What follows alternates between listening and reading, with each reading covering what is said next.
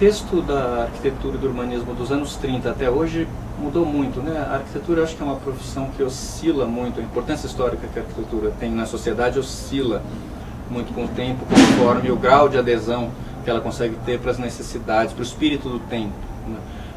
O início do século XX, que é o tempo das vanguardas, é um momento de particular coalizão entre forças, né, no mundo e no Brasil, que faz com que a arquitetura, de uma hora para outra, ganhe um papel de protagonismo que não tinha muito tempo e se funda com as artes também, né, no momento das vanguardas, na criação daquele princípio do que se quis como uma obra de arte total, tendo a arquitetura e o urbanismo no fulcro dos acontecimentos. No Brasil, o Warszawski é notadamente uma figura introdutória, com uma importância de pioneiro muito forte, num momento em que a sociedade paulista era particularmente provinciana, um momento em que a cidade de São Paulo estava sofrendo o seu primeiro boom e ia crescer espantosamente dali para frente, e teria que crescer articulada ao processo da industrialização que viria inevitavelmente, portanto, uma imagem de modernização que ela carregaria, né? Portanto, a modernidade tinha um sentido de inevitabilidade, que o Warszawski foi uma das pessoas que conseguiu trazer isso de modo muito forte, enfrentando as resistências locais, né? Em São Paulo, a arquitetura moderna não teve o patrocínio do Estado como teve o Rio de Janeiro, então foi um processo muito mais duro, muito mais difícil, muito mais de embate com a clientela privada, com os gostos da burguesia, que são sempre mais conservadores do que o gosto de um Estado que decide adotar para ser uma imagem de moderno.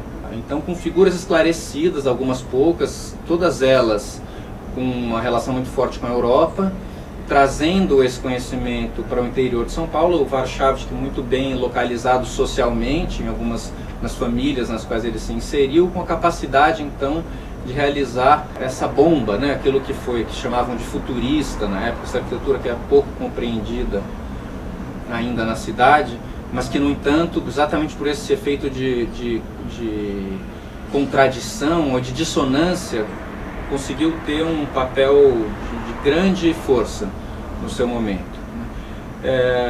Pensando em termos da pregnância que a arquitetura tinha e tem hoje, eu acho interessante comparar situações como as seguintes, por exemplo. Quando o Warszawski fez as suas primeiras casas, artistas modernistas de renome como Mário de Andrade e Oswald de Andrade discutiram com particular ênfase essa questão da casa modernista. E divergiam um tanto, que é curioso, porque eram ambos poetas modernistas, participantes da Semana de Arte Moderna, mas com opiniões diferentes. Nitidamente, Oswald de Andrade, um grande entusiasta, um adepto da modernização a toda prova, e o Mário de Andrade, alguém mais preso um pouco com uma certa nostalgia colonial e ao mesmo tempo com um interesse modernista muito forte, vivendo, dilacerando-se com essa contradição. Então, em alguns artigos de jornal na época, enquanto Oswald de Andrade defendia a casa ipsis literis, o Mário de Andrade defendia a arquitetura, porque ele sabia que a arquitetura era uma instância da sociedade que precisava ser modernista, precisava defender essa modernização. Isso era uma questão estratégica. Então ele, um pouco a contragosto pessoal, aceitava. Porém ele dizia, mas eu quero mobiliar essa casa com móveis Luís XV, porque a questão da vida pessoal, né, não precisa passar por esse filtro do anonimato modernista. Ela pode carregar a história e pode carregar um pouco da subjetividade. E o Oswald de Andrade fica furioso, escreve um artigo chamando o Mário de Andrade o pior crítico do mundo, por causa disso. Mas isso é interessante porque mostra que a arquitetura, ninguém podia duvidar, a arquitetura tinha que ser moderna, isso é uma questão de alinhamento estético. O resto a gente discute, né? Agora, corta isso e se reporta para hoje e imagina pessoas vivendo em apartamentos neoclássicos, né? E, no entanto, com iPods, com computadores de última geração, com iPhones, e sem nenhum problema para ter objetos de uso diário, de última geração, do design mais avançado e arquitetura mais retrógrada, né?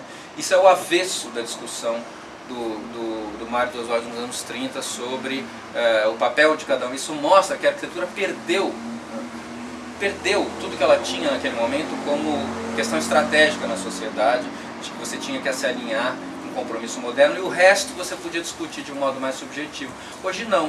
O que seria subjetivo, os objetos de uso diário, estão todos dados, eles são modernos por sua própria essência, modernos no sentido atual, né? E a arquitetura é que passou a ser passadista, ganhou aquele sentido subjetivo, nostálgico, histórico, passadista, sobre o qual a estética já não importa mais muito, na verdade.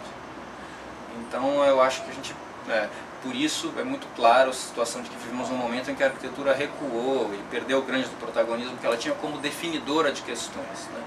Vamos precisar ainda de algum tempo, talvez, para conseguir recuperar esse papel.